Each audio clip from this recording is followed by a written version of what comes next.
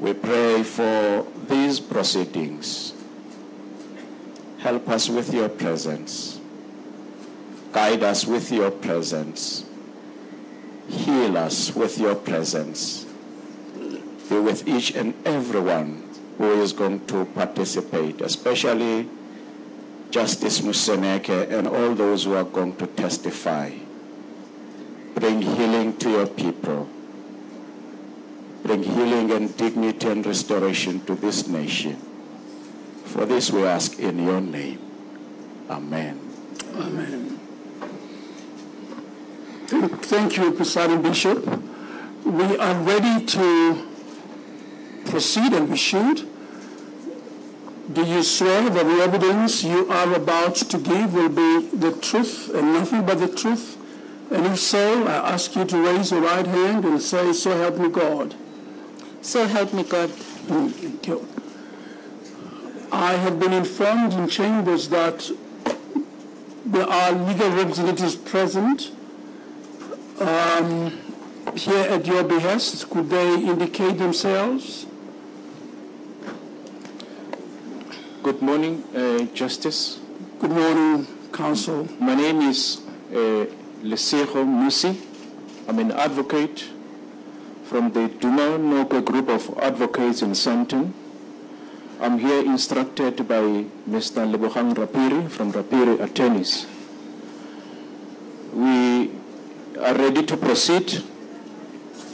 Just by way of background, we were instructed on Friday night to represent the former MEC, to assist her with the preparation for these proceedings. Which Friday night? This past Friday night. We did all we could. We burned the midnight oil to get ourselves ready. We prepared a witness statement. We traversed a plethora of documentary evidence availed to us. We also need to bring to your attention, Justice, that there were certain documentation that the former MEC requested from the department. She informed the evidence leaders. At the time when we concluded the preparation this morning, some of that information had not come to her attention or our attention. However, we are ready to proceed, and we prepared a witness statement. On top of that, there are annexures that we prepared. Now, for the purposes of smooth process, what we did, we got in touch with the evidence leaders over the past weekend. We met with Mr. Qedani, took him through the preparation.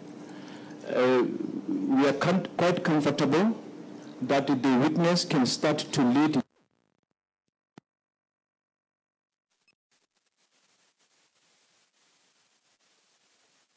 in the building. We will make him available to the legal team. We have prepared an unsigned statement for the purposes of the evidence leading team, so that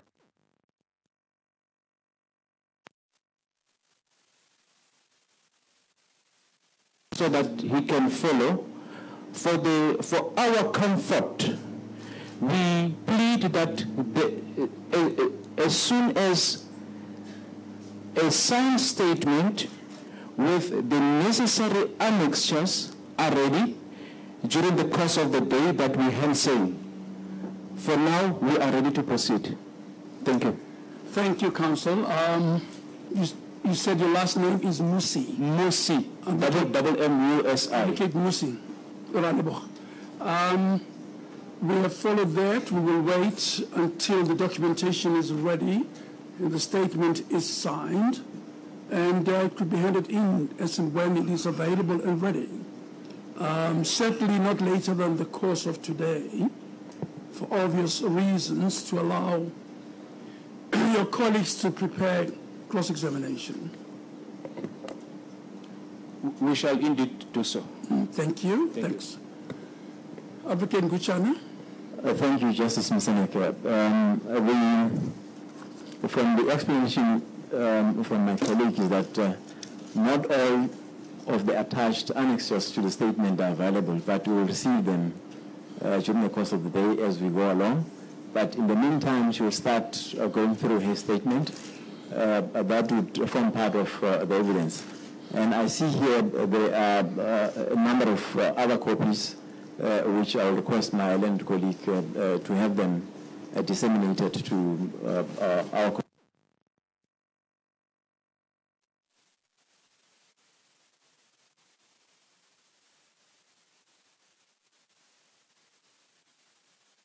In front of her? Yes, Justice, I do have a copy. You do. May I request my Mr. Musi to address that issue?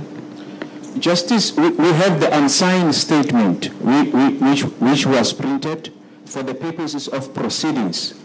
Now, for the purposes of the legal team to follow, I undertake to hand same during the course of the proceedings today.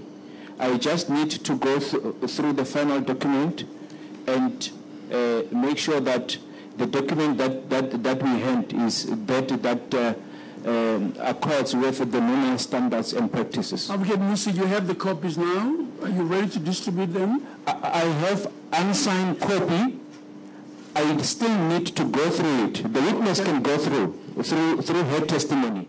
For the purposes of distribution and preparation and cross-examination, I would feel comfortable if I go through the statement, satisfy myself that the copy we distribute to enable them to do effective cross-examination accords with the best available practices and standards.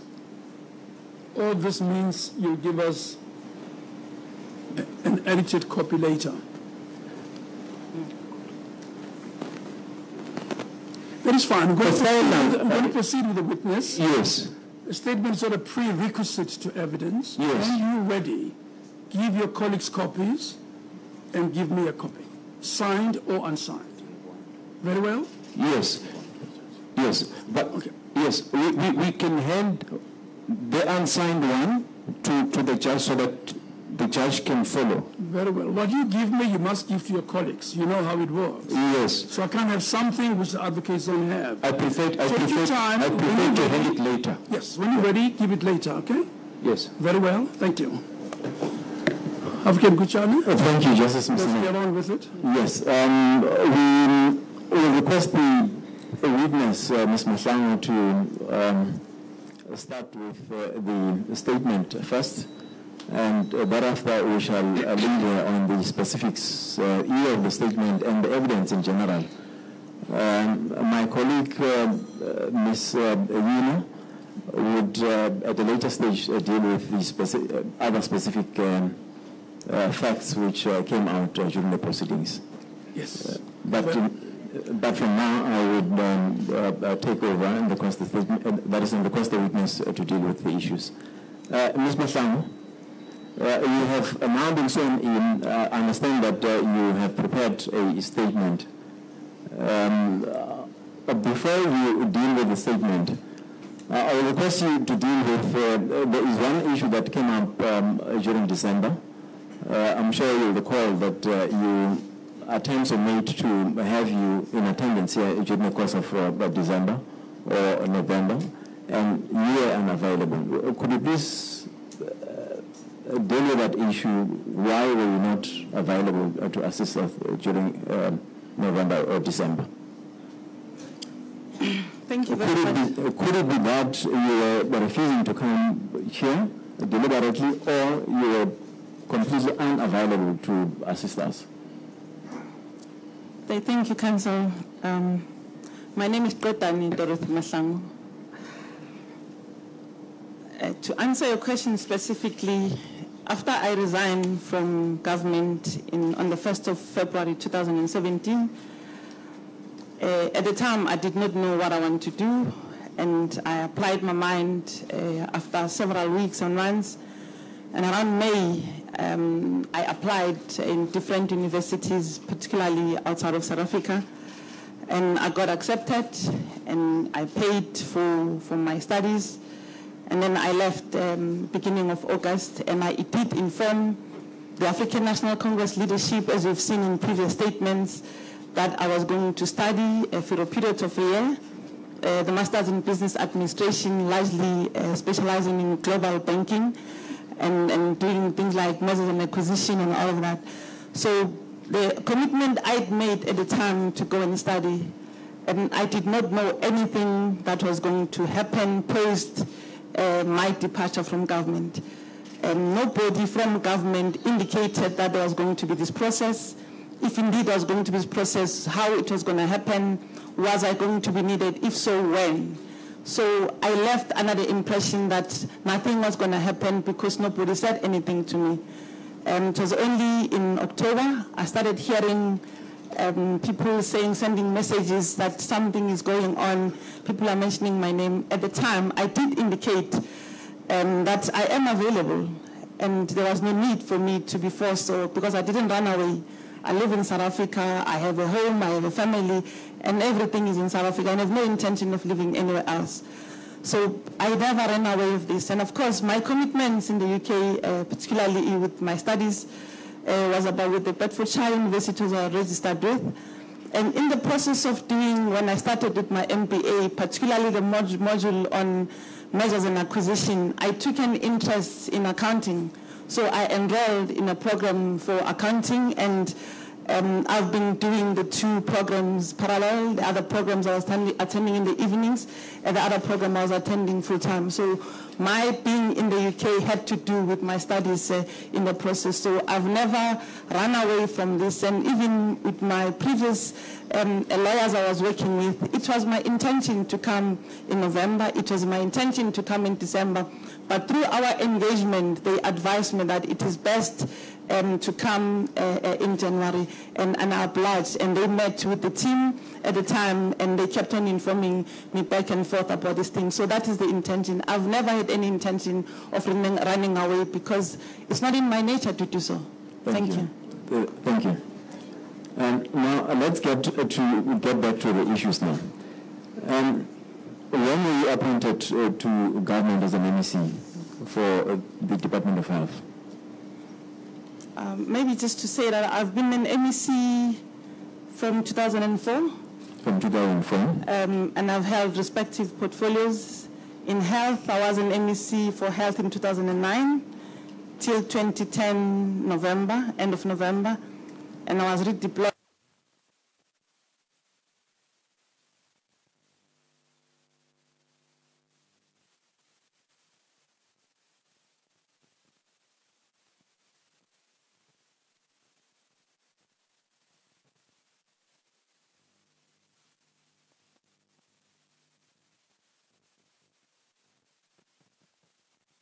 We do apologize. We're working on getting that audio feed back for you there, as former MEC of Health, Ms. Qedani Mahlangu, testifies today at the live SED main arbitration. She is due to actually give her witness statement, but before that, counsel just wanting to know her reasons for not being available last year in November, December, just to give her testimony at that time that she was initially called upon. And now she's just answering some questions regarding her background as an MEC and how long she was in the Department of Health for. And then I took interest in finance and economics. I enrolled with the University of South Africa, UNISA, to start my studies towards economics and finance. 1 year at UNISA when I was in Parliament in Cape Town from 1998 till 2004. From UNISA then, there was a collaboration between UNISA and UWC, and that program, we qualified, we finished, I think 3 years later, with an advanced diploma in economics. And I then later continued with UWC, the University of the Western Cape, and I have an honors in economics. And I think about 2012, if I'm not mistaken, I enrolled with the University of London to study Masters in Finance, which I finished in 2015 December. In 2016 July, I went to the UK to go and attend my graduation. So I currently, those are my qualifications, and in between, I attended the short courses in Washington, at the George University, Washington University in the US. I went to Williams College again on the short courses, and before I left the Department of Health, I had encouraged about 25 senior managers, including the current acting HOD, Dr. Kenoshi, to enroll on a program with the University of Lancaster in the UK. Why Lancaster is because Lancaster University trains NHS, the National Health Service hospital managers in the UK. And also I thought that it was important for South African health hospital managers to understand and to be trained in Lancaster. So in 2016, sorry to interrupt you. In 2016, when you went to graduate in London, for which degree was that? It was a Master's in Finance. Master's in Finance. Yes. Thank you. And your current registration is a Master's in Business Administration, mainly in global banking. Yes. And with the London School of Business and Finance, I'm registered to, as I'm saying, it's an accounting course. It's a professional course. As I'm speaking now, I am registered, of course, as a student with the ACCA. ACCA is a accounting, or is an association of certified chartered accountants in the UK. So because I'm intending to pursue, I took it as a by the way because I got interested when I was doing my measures and acquisition course. So then I decided to, and I'm going to pursue my studies in finishing that program, and I hope to be able to finish in 3 years and get a BSc in accounting. So you might have, so how many degrees do you have and diplomas? Have you ever sat down to count? No, I think I have 3 at most. 3 diplomas? No, one advanced diploma, and which is equivalent to a degree, and an honors degree, and a master's degree. And as I'm saying, when I finish my MBA, of course, it will be my 4th degree. My intention is to study for my PhD. But with your current London studies, you would then have 2 master's degrees, 1 honors. Yes. Yeah. Yes, and then you'd have an advanced diploma, yes, as well as a diploma. Yes, absolutely. That's correct. And let's just wrap it all at this stage. So you served as MEC for 12 years? For 12 years, 8 months to be exact. 12 years, 8 months. Thank you. Counsel? Yeah, thank you. Let's now get to your statement. How would you prefer to do it? I think my suggestion to you is that read it into the record. If reference is made to annexures, let's deal with the specific portions in the annexures you want to rely on, not the entire annexure. Okay. You don't have to explain the entire annexure, I think, from page 1 to the last page. Can you start from the first page? Thank you, Councillor. Please bear with me when I have difficulties to, from time to time.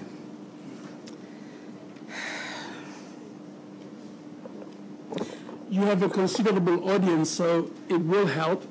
You can hear how loudly I speak, so it will help. You can't keep it at that level all the time, but let it be clear enough for people in here to hear you. Thank you. I'll do my best, Justice, to meet that requirement. I know my voice is very soft, and I know firms speak very fast, but I'll do my best to slow down the tempo. Yes. I, Qedani Mahlangu, hereby state that the loss of life our country experienced following the termination of life as a diminished service level agreement is certainly one of the most painful ever incident in the history of the South African health system. The deaths of approximately 140 mental health care users is indeed painful and regrettable. And I want to upfront express my sincere condolences to the families who lost their loved ones following the termination of the Life Esidimeni service level agreement, including the removal of the mental health patients from Life Esidimeni healthcare facilities. Our healthcare system is meant to preserve and where humanly possible, to prolong human life. In this regard, our primary role as a Department of Health then, in the transfer of patients from Life Esidimeni, was to ensure that we deliver service to all the people of Gauteng. Clearly, this did not go according to plan. And for that, I sincerely apologize. Did not go according to plan, and it is indeed very unfortunate and deeply regrettable that the implementation of this project ended up with a tragic loss of life, and I am really sorry that innocent and vulnerable members of our society lost their loved one in that process. I hope my testimony at these hearings will help families to find closure and also explore consequences where it is necessary. It is important to state that the Life Esidimeni project had good intentions, and I don't think anybody planned that people are going to die or people are going to be killed.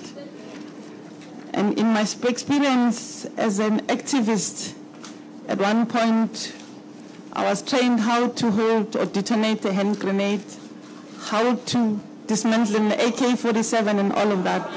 And at no point... Sorry, just 1 minute. We can't wait and call a witness who we want to listen to and then go shouting. We can't do that. So I ask you to keep quiet, and you have your moment through your advocates to speak, please. We have agreed what you don't like and what you like you have to take in and find other moments. But in the hearing, again, lastly, the witness is entitled to some level of dignity. And so allow her to say what she says, and we can find other ways of expressing that. Please. Ms. Mahlangu. Thank you, Justice. Firstly, the deinstitutionalization of mental health users, in other words, the reason for the project was to integrate mental health patients into communities instead of keeping them permanently institutionalized in hospitals. For far too long, mental health users have been treated as social outcasts, and this took place against the accepted international practice, which seeks to ensure that mental health users are integrated within and or among society. Secondly, the project was responding to various queries, previous negative audit findings of the Auditor General in respective engagement with the officials relating to the service level agreement with Life Esidimeni. In simple terms, Life Esidimeni enjoyed benefits out of contract which existed since 1979 without it being subjected to the tender processes in line with the Public Finance Management Act and all its prescriptions and regulations, as well as the Constitution, Section 217 of the Constitution of the Republic of South Africa. Section 217 of the Constitution requires all organs of state to procure goods and services through a system which is fair, equitable, competitive, transparent, and cost-effective. In other words, the fact that the contract enjoyed benefits of a contract which did not comply with the previous provision of the Constitution. I have taken liberty to appear in these proceedings to share with this Commission information relating to the Life Esidimeni, which information is within my personal knowledge because I've not been in the system since the 1st of February last year. And to the extent that I was able to remember things and to find information, And this is what I'm presenting before the Commission and before you, Justice Moseneke. Yes. Let me just say that this is an arbitration. It's not a commission. Sorry, my apologies. It doesn't matter. It's just important to clarify that. Thank you. To the members of the families that are there, the families who lost their loved ones during the implementation of this project, I am deeply sorry for your loss. And may their souls rest in peace. I know that we may not bring them back, but for what it's worth, I am really, really sorry. Justice Moseneke, I wish to give an account of my involvement as the then MEC for Health in relation to the implementation of the Life Esidimeni project. As a background, in 2014, shortly after the general elections, I was duly appointed as a member of the Executive Council responsible for health here in Children, referred to in the Gauteng province. By virtue of my appointment, I became the executive authority of the department, and my duties were largely as described by legislation and the Constitution and the Public Finance Management Act and other supporting legislation. And I also had the responsibility to oversee the implementation of government policy in line with the mandate of the Department of Health. During and around that time, the department had financial constraints and was under administration in terms of Section 18 of the Public Finance Management Act, Act number 1 of 1999, PFMA, of which when I was in Parliament, this is one of the legislation we worked very hard for it to be produced to be what it is today. The cost of healthcare continued to escalate, leading to more budgetary constraints across the budget of the Department of Health. At the previous Budget Committee, from now on to refer to as a PBC, meeting held in November 2014, after the departmental presentations which I annexed here, which is the Annexure A, the Life Esidimeni did not form part of our presentation to the Budget Committee. During this meeting, the department was requested to develop a plan to reduce cost and to ensure that the departmental over-expenditure was reduced. Similar instruction, of course, were given to all other departments as well because of the budgetary constraint generally that the government was experiencing. In response to the budget, the PBC, a directive referred to in the above paragraph, the head of department, then Dr. Silibanu, assisted by other officials, engaged in a process to develop a plan indeed to cut costs. I later received the cost presentation from the HOD, Dr. Pani Silibanu, which has said it's Annexure A. Dr. Silibanu also shared the contents of the annexure with the provincial treasury through the normal processes that the official engaged. Inter alia, the presentation included the following, but not limited to the termination or the revision of the following services. It was the Alexandra Healthcare Clinic, which was run by an NGO at the cost higher than what other clinics equivalent to the same size were being run. The second one was the Selby Park Clinic, which was a step-down facility for people who were not too well to go home, but were not too sick to stay in hospitals. The third one was Life Esidimeni. Fourth was Telcom, Vodacom, security services, long-term incapacity leave for 12 months onwards, National Health Laboratory Services, cost, the laundry services, road accident fund, as well as stationery. One of the first cost-cutting exercises to be implemented or terminated was the Selby Park Clinic. The department, through its official, implemented this proposal and finalized it in May because the contract was ending in May. As I said, the Selby Park Clinic attracted, again, like Life Esidimeni, had attracted negative comments from the Auditor General in that the contract had been renewed without the department following supply chain year after year, and the AG became uncomfortable. And manually, if you continue with the contract persistently without following tender processes, renewing the contract, it raises query with the Auditor General, and in subsequent years, it may be expressed as an fruitful or wasteful expenditure, something like that in that. I may not be expressing exactly the term in the what this will result in the end.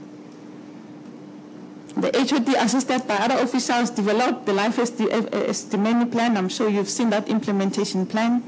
In addition to the implementation plan referred to above, the officials in the department led by the HOD developed. Well, former Health MEC Qedani Mahlangu giving her testimony there. She's just begun reading out her witness statement, now getting to the part about her role in the whole life testimony saga.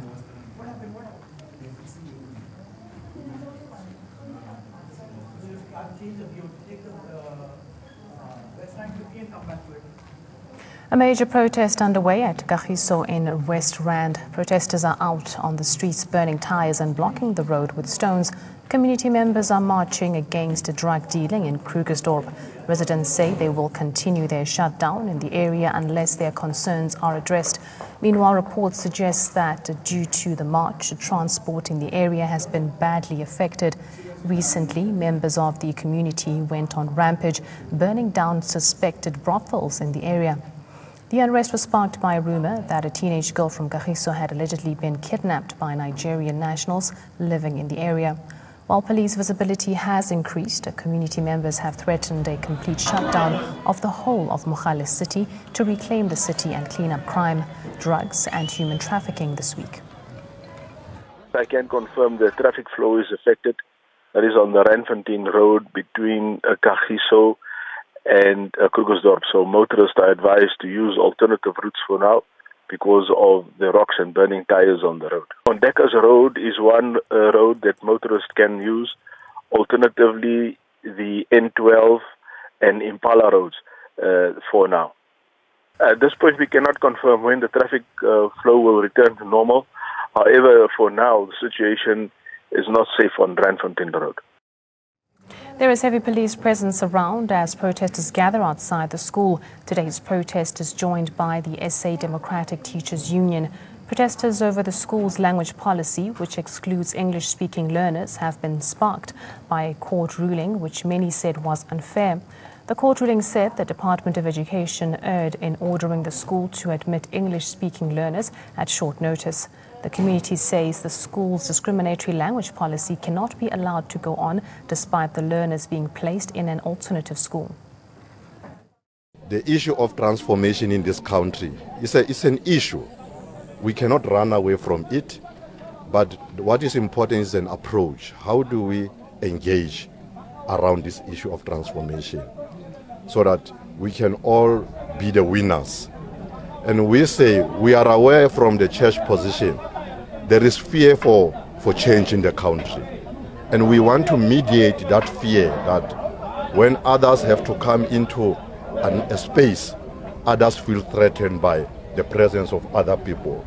So we want to say, how do we come around the table and facilitate a dialogue for amicable solution? So that's why we are here.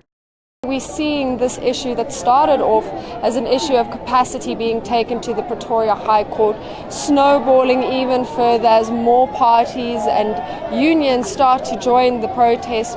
Today it's SADTU, as you said, this is the first time that we have seen them represented here outside the gates of Hoërskool in protest. Currently it's only them that are protesting. There are a few ANC members here and there, but mainly it's SADTU protesting today. We also did see earlier that the South African Council of Churches came to the gate asking access to the school, wanting to meet with the principal and police, wanting to act as moderators. They're saying they're very concerned in especially the violence that they saw unfold last week, and they said they're here to protect everyone's rights. We'll now go back to the much anticipated testimony of the former Health MEC Qedani Mahlangu. Through the HOD, that the implementation of the project was on track, despite a few teething problems. Issues of concern such as shortage of food, blankets were not presented to informal meetings with the exception of the supply of medicines. And at the time it was mentioned that when the mental health care users they were living life many, they were given a supply of medicines only for 7 days. And that's the only problem that I got to understand, and that was raised with me at the time. When all the operational plans, which included the template, had been presented to me, including the briefing by the HOD on the legal opinion, I did not have any reason to doubt information received consistently from officials in formal meetings, as I said, simply because you work with people on the basis of the level of trust.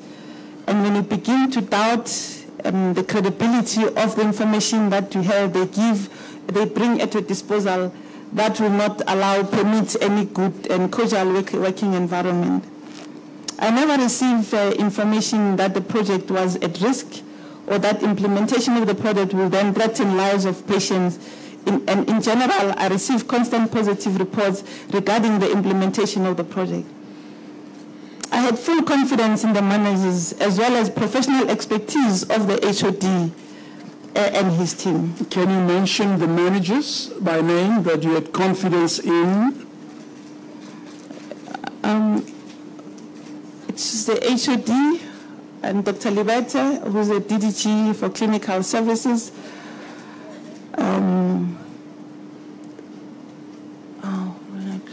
Msenochi, who was, I think he's Chief Director for Planning, if I'm not mistaken. Dr. Manamela, who's the Director for Mental Health. And of course, in the process, we brought in people from the respective hospitals that are currently dealing with psychiatric patients. That will be CEO of Vescopis, Mrs. Mabena. It will be the CEO of Sterkfontein. Forgot his surname. Yeah, I forgot his surname. And it will be the CEO of Cullinan Hospital, as well as the chief directors of the 5 districts in the province, because the NGOs will be located in the communities where the districts are operating, and they are also coordinating the clinic. So we thought that it was relevant for those team members to be brought on board. So that's the team, and of course there were junior officials that report to them. I may not remember all the names or have all the names, but I saw the list in Advocate Mbuchana's document that he sent me and that he gave to me. Some of them, the names are listed. The list of the project team. The project team will be yes. there. And from time to time, the CFO, we invited the CFO to meetings, particularly when I was present, because I wanted to make sure that issues relating to finance are dealt with properly. And we also brought in the HR for the purposes of making sure that the staffing issues are also addressed accordingly. So in short, you had seen that there was a project team with competent senior and junior officials, and you were happy and certain that the Life as a Dimene project was being competently handled. Yes, absolutely, Justice. Very well. You may proceed with your statement.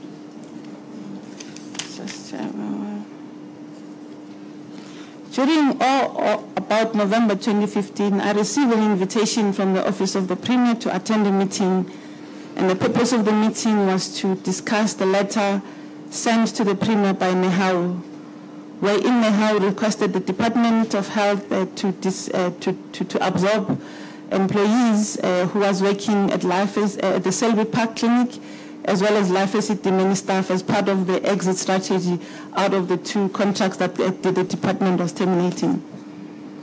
The staff to be absorbed included nurses, cleaners, and all people who met the government employment requirement in line with the public service regulation requirement. And this was in August 2015? No, this was in November 2015. Oh, November 2015, I'm sorry. November 2015. Then the Premier, that's when the Premier called you in. It's your meeting, yes. Very well. And there is a correspondence to that effect, and I forgot to send it to my counsel, but I will email it to him tonight, and you'll get it tomorrow. I requested the HOD together with one other official, I can't remember who, to accompany me to the meeting with the Premier, because During the said meeting, it was agreed that the Selby Park Clinic and Life Esidimeni staff will be absorbed in the department in line with applicable policies and where the public service regulations applied. We also agreed that and some of them would be placed in the various NGOs, will be appointed to take over from the Life Esidimeni. Before proceeding, the list of these employees, the number of them. I don't have it on top of my head. I was trying to get it, but I don't have it. But I think it was close to about 700 people, workers or so. But I'm sure that if you ask the HR department of the Department of Health, they should be able to tell you who was absorbed, and if that information is requested. As I said, my counsel did indicate early on that I couldn't have all the information that I needed as soon as I wanted it. Thank you. Then, from your recollection, were these employees all absorbed or not? As far as I remember, and this is just from the top of my head, most of them were absorbed, and if I'm not mistaken, okay, I remember getting 2 or 3 phone calls from nurses who were absorbed from Life Esidimeni back into the department, who previously were employed by the Department of Health, and they were not paid simply because that when they left the department, they were blacklisted on PESAL, and their salaries could not be paid. And once you're blacklisted on PESAL, and the system kicks you out. So I then engaged with the relevant HR people and the HOD to look into the matter. And I seem to remember that there was a technicality in one of the categories, I can't remember which one, which the post which those people where they were in either at Life or Selby did not meet any of the criteria in government, and I can't remember how that issue was resolved. As I said, I don't have the documents and the relevant information before me, but the majority of them were absorbed. Thank you. You can proceed. Subsequent to the meeting with Nehau, I was informed that Section 27 organization took the department to court challenging the implementation of the termination of the Life Esidimeni contract. When will this be? I see that there's no date there. I think it was around November 2015. It was bulk of the things, like, of course, things that were like probably preceding the formal starting of the project was around November, and that's why the meeting with the Premier and how it was around November. So all the smallest activities were around more or less the same time. And I think the statement is written more or less in the chronological order based on the events that took place as I remember them at the time. So the meeting of November 2015, where the Premier was present, were the representatives of Nehau also present? It was the Secretary General of Nehau. I forgot his name, and the Nehau leadership in Gauteng, and I think one COSATU provincial leadership in the province. And the HOD was also present? Yes, the HOD was present. I did not go to meetings without the HOD in most of the instances, unless it was something that happened outside of work, whatever. But in many of the meetings I had gone to, it was with the HOD, because at the end of the day, whatever transpires out of meeting, he is responsible for implementation, particularly where things are supposed to be executed. And at that meeting, the closure of Selby and Esidimeni were discussed? The invitation clearly stated that the purpose of the meeting was to discuss the closure of Life Esidimeni and Selby, as well as also to look at the issues relating to the workers. And your position and that of the Premier, that of the HOD and the leaders of Nehau ended up in an agreement? Yes, we agreed that the HOD will work with the relevant HR team in the department to ensure that those workers are absorbed. Because no one should lose their jobs because of this. That was agreed in the meeting. You may proceed.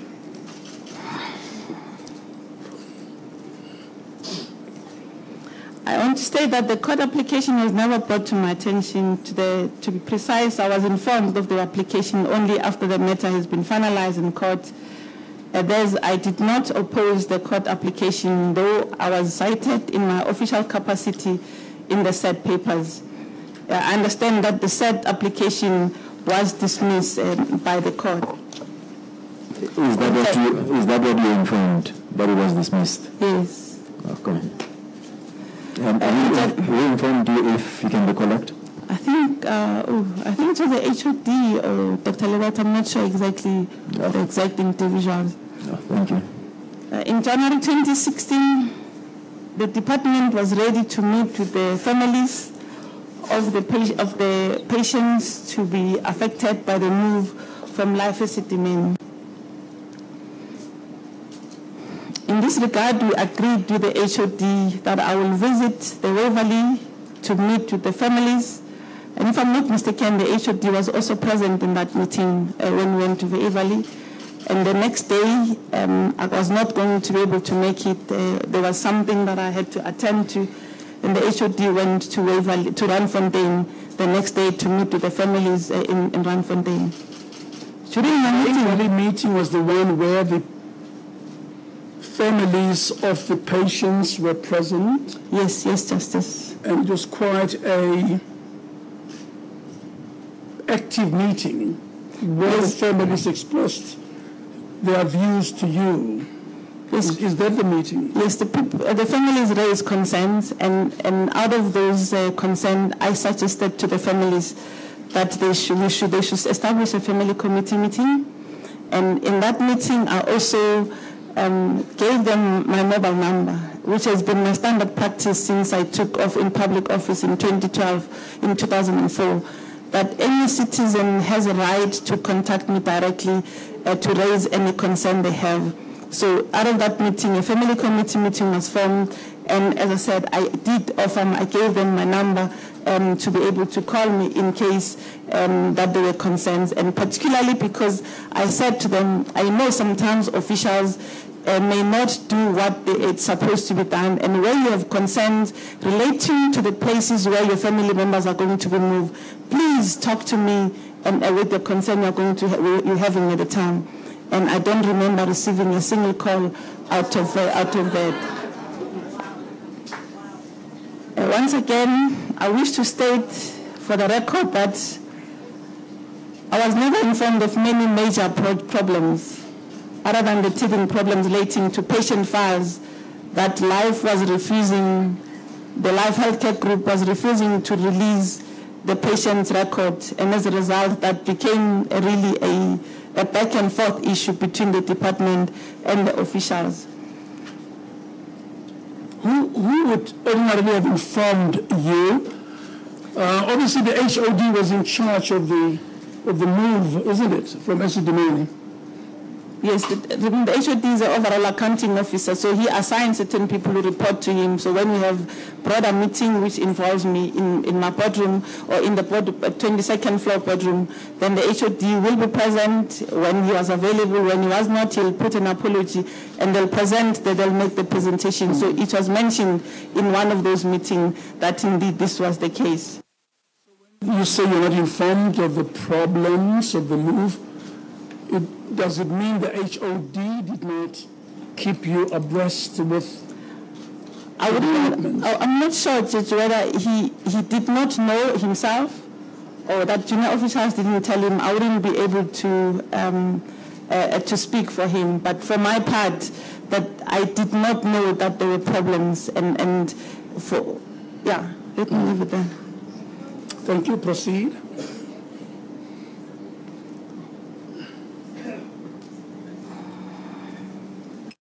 And once again, I wish to state that on record, of course, I've already made this point. During one of the meetings, it was reported that some patients, this was reported by in the formal meeting again, that some patient had arrived at Vescopis who were being relocated from the Life Esidimeni and Stadfontein with single clothing items, some with one pair or one shoe instead of having a pair of shoes, and others walked in there and they looked like very malnourished in the process. And I think 2 of them, I remember specifically from the Scopies, they were on arrival, they looked malnourished, and immediately they were referred to Kalafong Hospital at the time, as it was explained in the meeting on that day. Let me understand that paragraph. That is paragraph 41. Yes. So this will be clients, that is patients who were transferred directly from Life is the Main to the Scopies. So upon their arrival, they noticed that they are malnourished. Yes. Oh, I see. And then the Sterkfontein team reported that the mental health care users were arriving from Life. They looked ungroomed, unshaven, and they were looking like that they were not looked after at the time on arrival. And then I think Sterkfontein, particularly, I know because when I visited there, I found that they designed a tracksuit, or they bought tracksuit with the Sterkfontein logo as part of just giving dignity and ensuring that at least they have something decent to wear.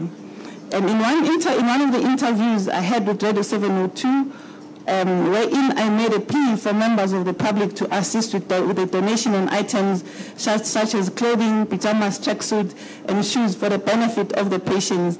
And I'm sure if you were to ask Luke or Trace to the 702 records, you'll be able to trace this information. I also wrote a letter to the date to that, which was in a year. For donations, I think it was from the public for patients. It was either September or October. I'm really not. 2016. 2016. All of the 2016 years. Yes. And I also wrote a letter to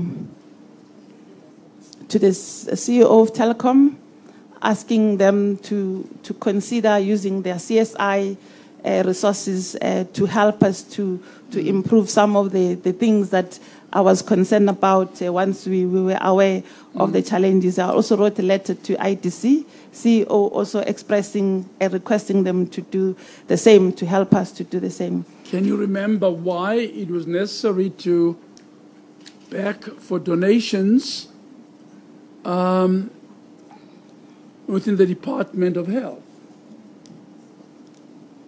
The patients were now out of Life as Sidimeni, and they had to be looked after and fed on donations. Can you remember why you made the plea? But Justice, as I was just saying a few minutes ago, that it was brought to my attention that the mental health care users did not come out of Life with the decent clothes. They came either with one set of clothes they were wearing when they walked out of there, and therefore the NGOs were trying to help to mobilize clothing, as well as the department. I know that they bought, I found in one, when I went to Caledon on the 1st of July, I found them, they brought blankets and then all of that.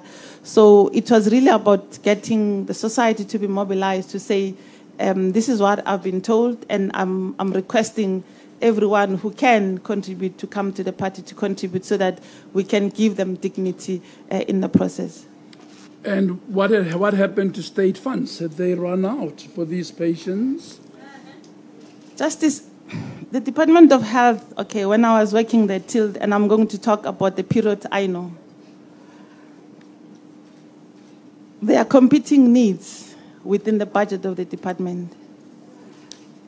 And those needs sometimes necessitate that you rob Peter to pay Paul at any given point in time. What do I mean by that?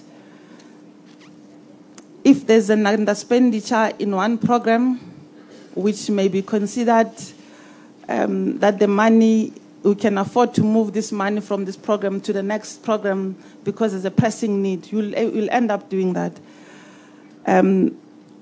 So simply because, of course, the disease burden, all of us probably are aware that is on the rise and across the board, not only mental health, that the HIV challenges that we face as a country, despite the fact that we're the smallest country in the world, probably amongst many nations, but our numbers in terms of people who are HIV positive is high.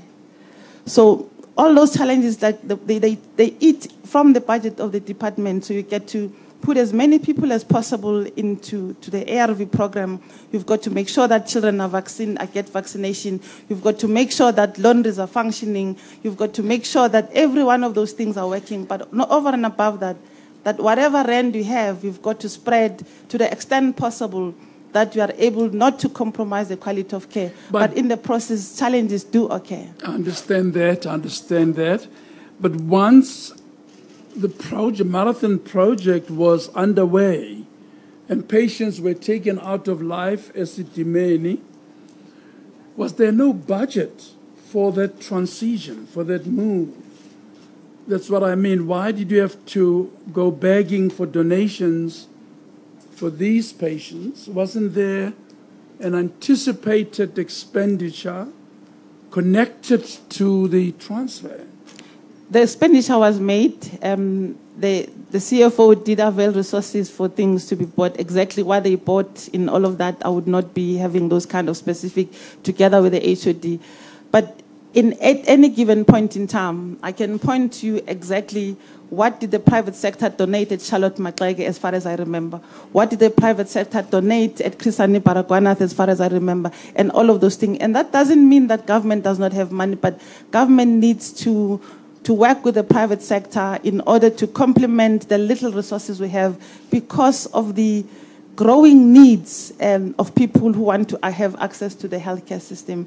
And the costs are rising, the budgets are increasing, and on the basis of that, you really have to find challenges. At any given point in time, at the time, you'll come to Charlotte when you do your oversights, and you find women who are about to give birth, and probably about 50% of them won't be South Africans. They were not budgeted for. But they must be helped to give birth because they're already in the country. So although those things contribute to the fact that the budget gets reduced, over and above that, when doctors and nurses do their work in the normal course of their business, something will go wrong in theatre, wherever in the hospital business. And when that happens, we end up with medical legal. They sue the department. When they sue the department, and that is not budgeted for, that comes as a court order, and you have to settle that court order. And that's really the difficulty that we've got to juggle every single day to try and understand what do you do with the lack of budget, yet the needs are growing on a daily basis. That's the challenges we're facing. So mobilizing society did not mean by any chance, Justice, that the department was absolving its responsibility to cater for the mental care users. It was simply really to complement what government was able to do at the time. And I still believe if I'm not in the system, those donations and those things are still required today. It may not be for mental health care users, it may be for other things. And if I remember very well, in 2009, we requested Discovery to donate stethoscopes. And they donated them in numbers. But just assure me, coming back to the marathon project, assure me that there was money budgeted to anticipate costs connected with moving mental health care users from Life Esidimeni to the NGOs. Was that provided for? I think it was provided for. I didn't see the actual numbers and things, but it was provided for because when there were challenges of food and whatever, the CFO intervened on several occasions when those things were brought to our attention. Okay. You may proceed. Thank you.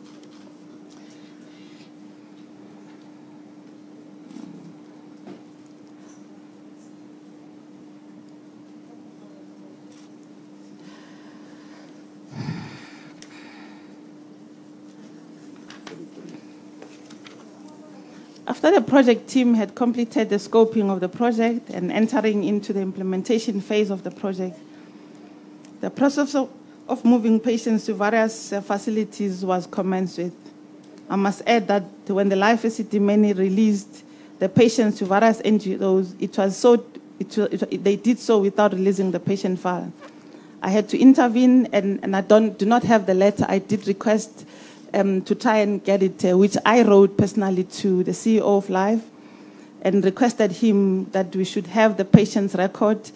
And as well as in that letter, I was asking him to that they should look at the list of occupational therapists they had, so that we can tap into those, that they can be deployed in the several things. So that letter, I don't have it. As I said, it is with government records, so probably if the CEO would be kind enough to share the contents of that letter that I wrote to him. And in that letter also, I stated to him, because there was no formal communication with Life about banning, that we are not going to cancel the banning contract.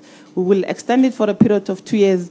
But the tariffs, modalities on the tariffs, those will be negotiated by the relevant officials led by the HOD. Could your staff members studying from the HOD safely transfer patients to other facilities without medical records? As far as I know, that was not supposed to happen, but it did happen. Yeah, but could one safely take mental health care users from where they were?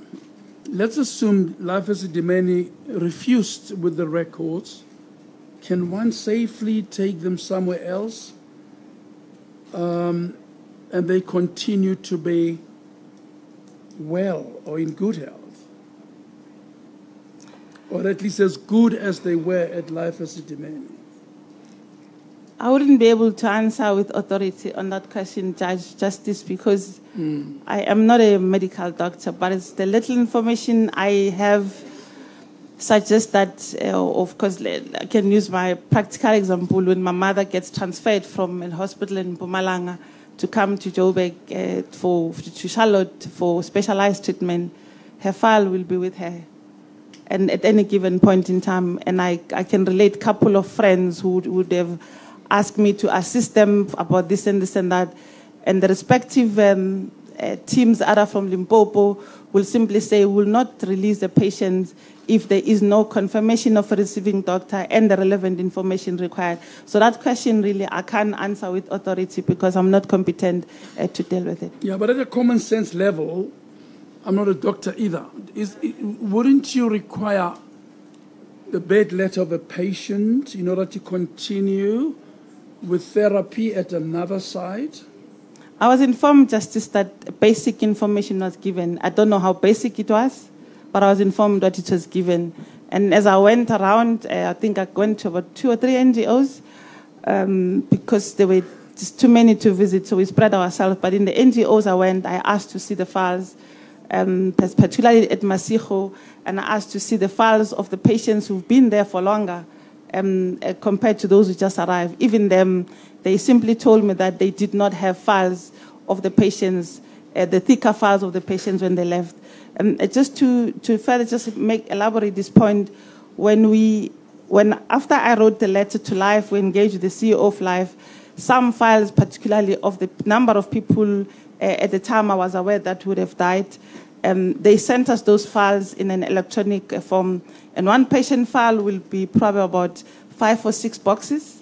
They were as thick as that. So, and none of the NGOs had that kind of information. And my conversation with the CEO of Life at the time, and again, in one meeting I was with the HOD, in another meeting I was with Dr. Libet. Actually, we met here at the Moyen. The issue was about we should have the access to the files so that whoever is managing the files, wherever they are, post the move. Because that was, I think the meeting was in September. They should be able to have that information, but it was never forthcoming. Even the information that we took to the ombudsperson, we got it under a lot of difficulties and challenges. You may proceed. Before you proceed, I just want to find out when was it when you were informed that patients were released without files? It was meant. And when did you intervene by writing this letter?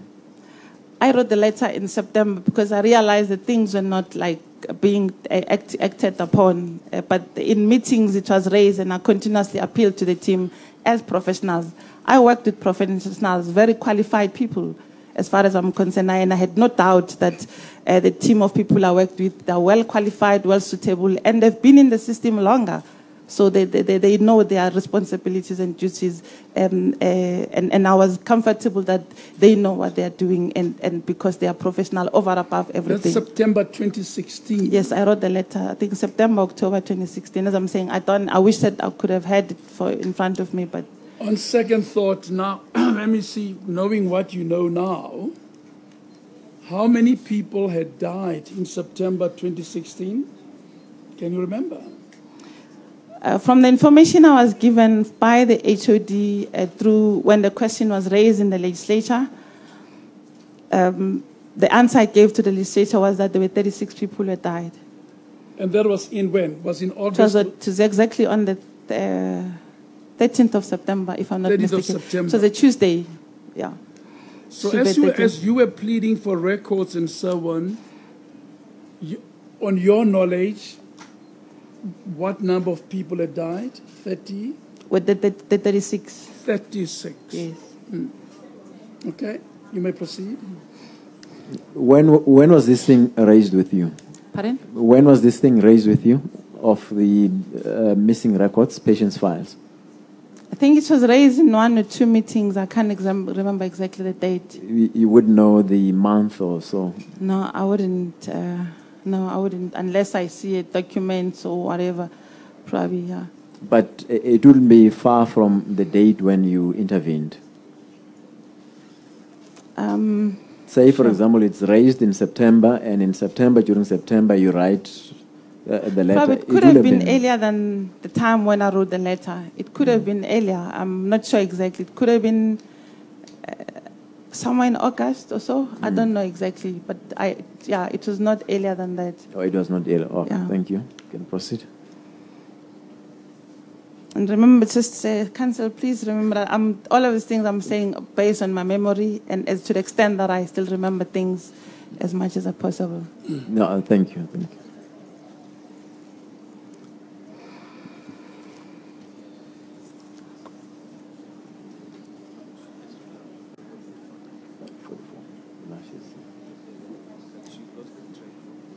You are at the point where you requested records from the CEO of Life Esidimeni.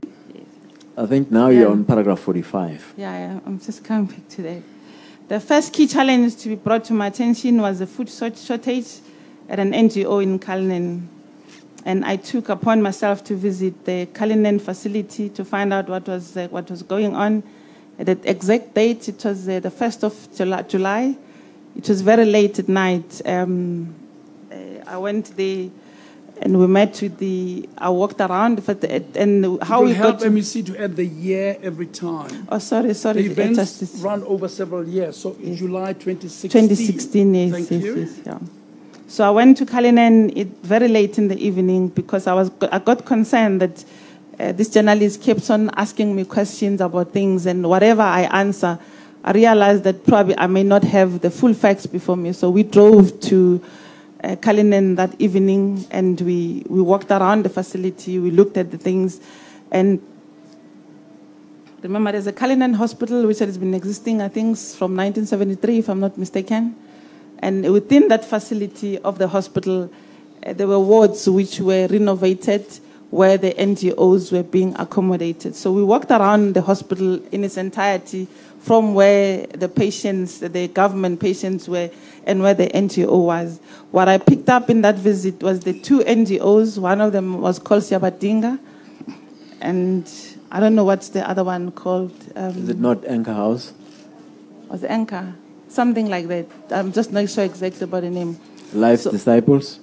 No, it's not Life's Disciples. I think it was Anchor. Okay. I think so, if I'm not mistaken. So the 2 NGOs were operating there, and they were meant to share a kitchen. The stove was not big enough, and then I did ask the staff to intervene and to resource the relevant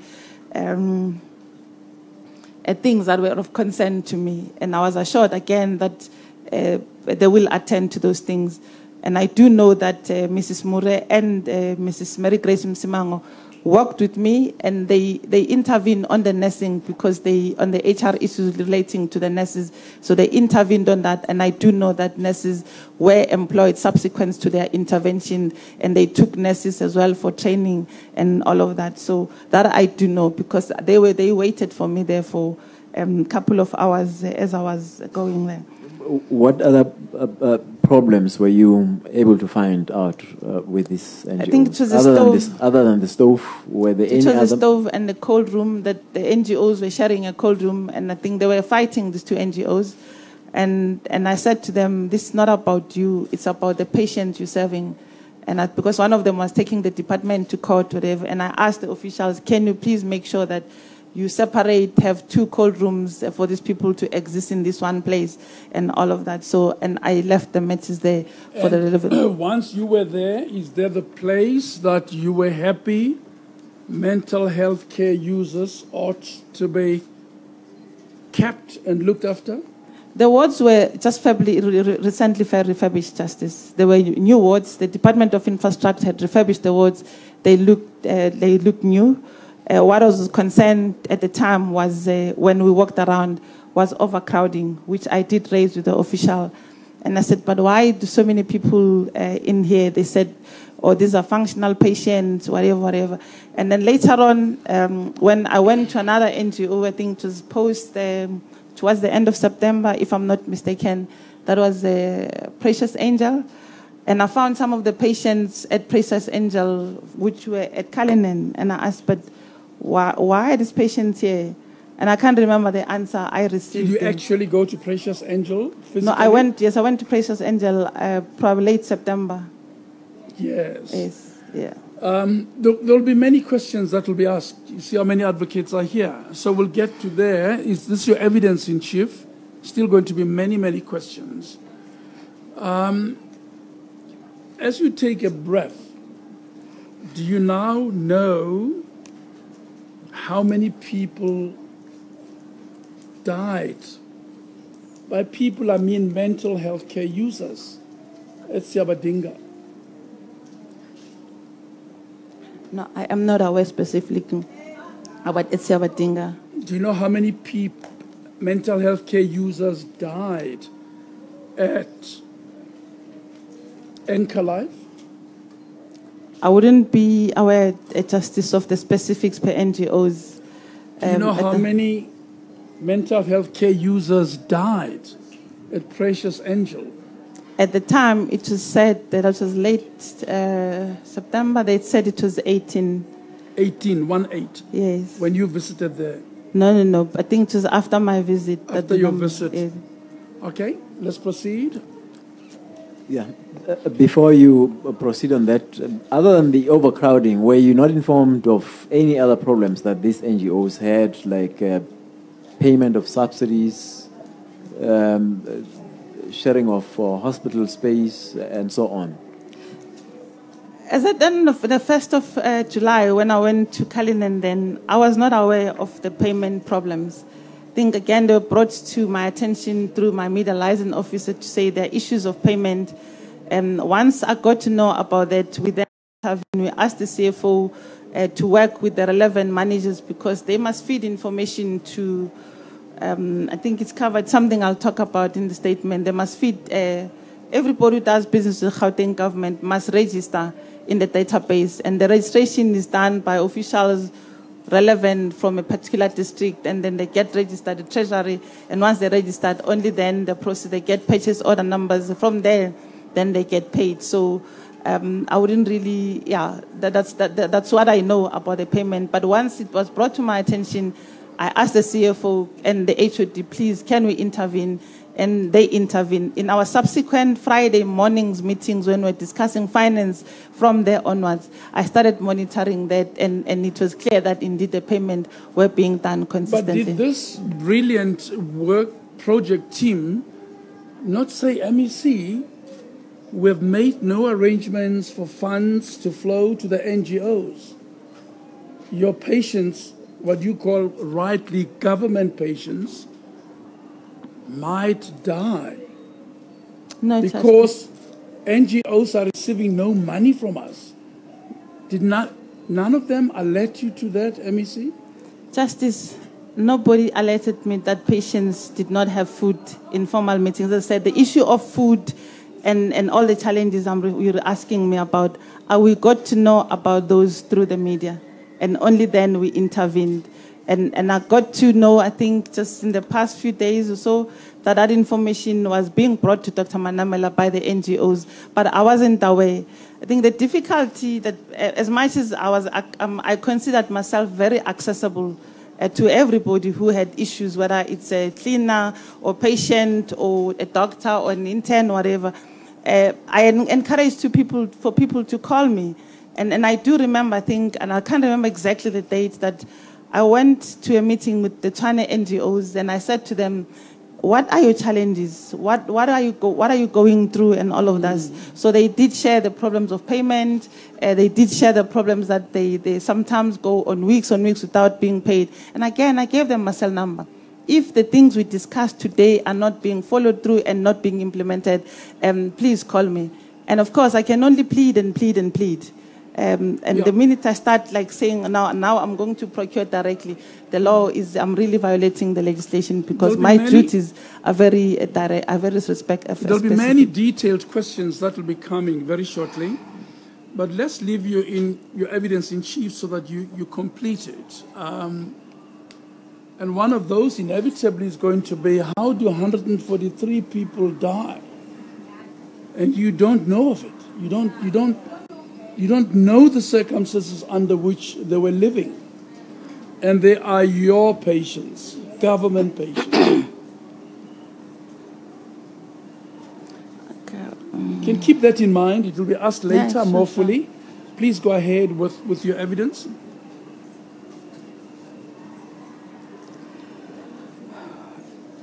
Okay. During the time, I was totally unaware of the patients that were dying at various NGOs in the different centers.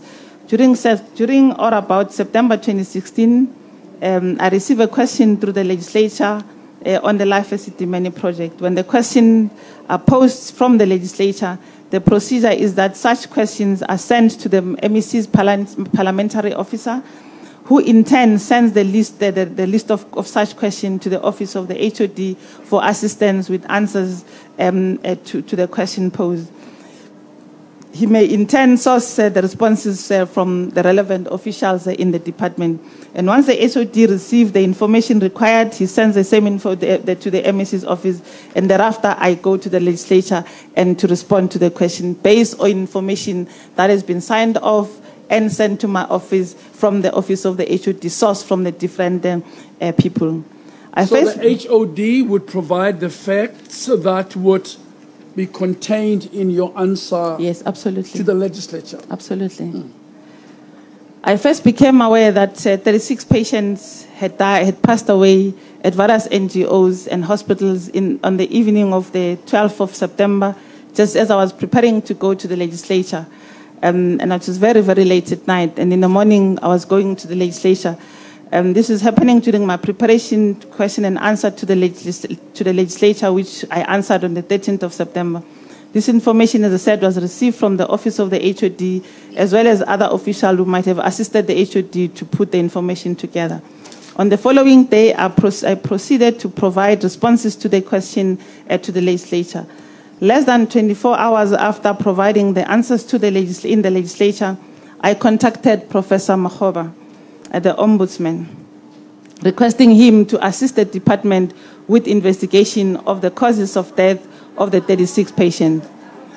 I annexed hereto the transcript of my cell phone SMS communication with Professor Makgoba, marked E.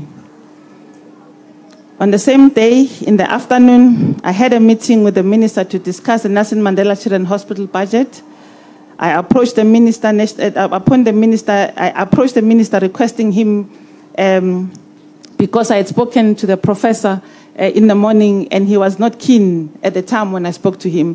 When I indicated that to the minister said he will help me to convince the prof to take this mandate of investigating this. This is the Minister of Health? Yes. Yes, we had a meeting to discuss the Nelson Mandela Children's Hospital, and in that process, before the meeting started, he asked me what is happening, and I told him, and I said, I called the professor in the morning, and he said, my conversation with him is part of the Annex E, you'll see. I called him, and he responded via SMS. All is contained in the Annex E. So you have a date. You have a date when you approach the minister. Yes, what's all happened on the 14th. I answered the question on the 13th. I then called the professor on the 14th in the morning. Yes. And then he responded. We had a brief conversation. Then at 10:26 to be exact, you'll see from the transcript of my cell phone, he responded with his response. And then I went to the minister to say to him, I approached Prof, this is what he said to me. and I'm thinking of appointing somebody else. The minister said, no, I will help you to convince the professor. And then the minister spoke to the professor, and we take it from there.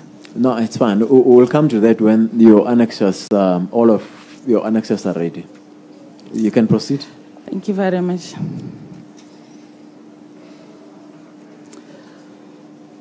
I, together with the members of staff, held planning meetings with various, including the HOD, with various, with a view to constitute various teams for the purpose of visiting the NGOs. That was over a weekend.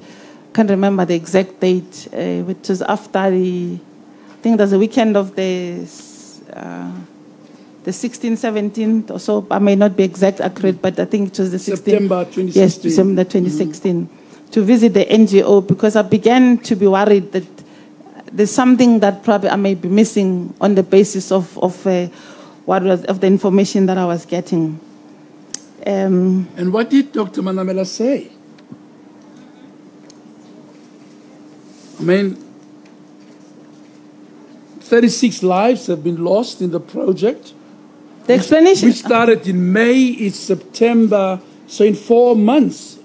On that count, we know the count was inaccurate, but on that count, 36 patients had lost their lives in the project. What did she say? The answer, Justice, was that the patients who would have died in different hospitals, causes of natural death causes of death was natural, and so I had no reason to doubt the information that I was given. But what exactly happened? Where did these people die? What happened? And then I was given that explanation. But I then took comfort. Did she say? I'm sorry to interrupt you. Did she say the causes of death of the 36 were natural causes? Yes, because apparently the death certificate. That's what they said. And she assured you that you don't have to worry because these are natural deaths. But already I had approached remember, Justice, that I answered the question on Tuesday. Wednesday already, I spoke to the Professor Makhoba, and in the same afternoon I spoke to the minister. So already I was a little bit comfortable in that we are going to do something about it to investigate the real cause of that. And I was very sure that I'm going to make sure that the department cooperates with the process so that the truth indeed can be established. Didn't you believe her when she said the deaths were caused naturally? Why did you need the ombudsman? But also I was concerned, Prof. Sorry, Justice, that 36 people died, and there seems not to be a clear explanation. Pesa's Angel alone just had 18 people.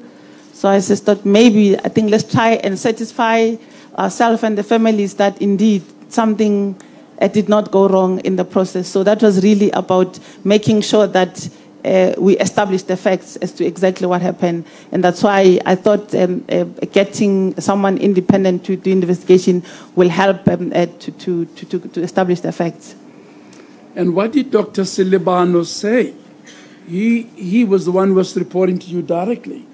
What did he say about these 36 deaths, at least for starters? No, he supported that we should go ahead with the investigation.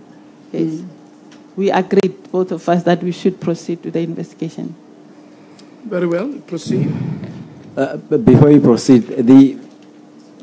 this someone independent which you requested to assist, you're referring to Professor Makhoba? Yes. And he did the investigations. That's common cause now. Yes, absolutely. And he produced a report, which I assume that you have read it. Yes, Council. And do you know what he says about the cause of death? He said different things, that some people died of hydration, and others died of malnourishment. So, maybe whilst I'm on this point, I need to put it on record that the documents I was requesting through you, that I submitted to Professor Makhoba on behalf of the department. In there, it was cases we opened from the police in order for the postmortems to be done, because I indicated to the team that it's better that nothing is hidden from this process. If there are families who have done postmortems, it's okay. But if there are families who have not done it, please persuade them to get their family members that the postmortems can be done. And at the time, some of the family members were already buried. And I asked Dr. Libete to be exact, to work on that, because previously he was the CEO of the Gauteng Forensic Services, so to work with the laboratories to make sure that those postmortems are done. In my submission to the Ombudsperson, you will find those detailed cases and the case numbers in which police station they were opened at, and by the respective CEOs where the bodies were still located at the time. And after the cases were opened, those bodies were taken directly to either to the Pretoria Forensic Laboratory, or some, I think, 1 or 2 from the Western, with either done at the Hillbrow or at the Deep Kloof Mortuary. So that's that. So I made sure that nothing is covered from that evidence, indeed. And that's what that I did after I heard about this. Yeah, the point I wanted to converse with you on that before you proceed is that you accept, that is, you wanted somebody else independent, who is Professor Mahwaba, to assist you, and the investigations were done, and he produced the report. Do we accept his findings in relation to the cause of death? Well, I'm not a forensic laboratory specialist.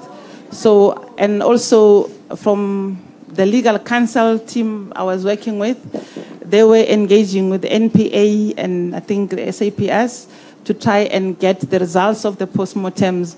And as far as my memory says, if my memory serves me well, that information is not available as per the communication from the NPA or from SAPS. So I will not be in a position really to speak on authority on that matter at all. Okay. No. My focus was just limited on that a report was produced.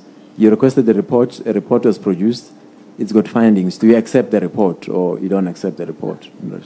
I'm no longer in government. Government has accepted the report, and the report has been implemented, and I think the best people to deal with it. If you had asked me the question on the 31st before I resigned, I would have given you my answer, but my answer is neither here nor there. No, it's fine. Thank you. You can proceed.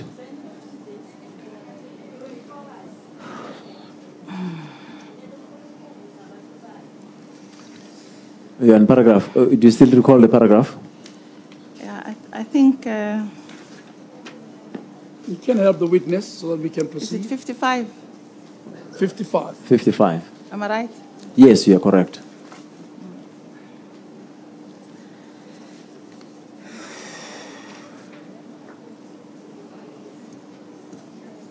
It will help me to know how many more paragraphs are there in relation to the tea break. It runs to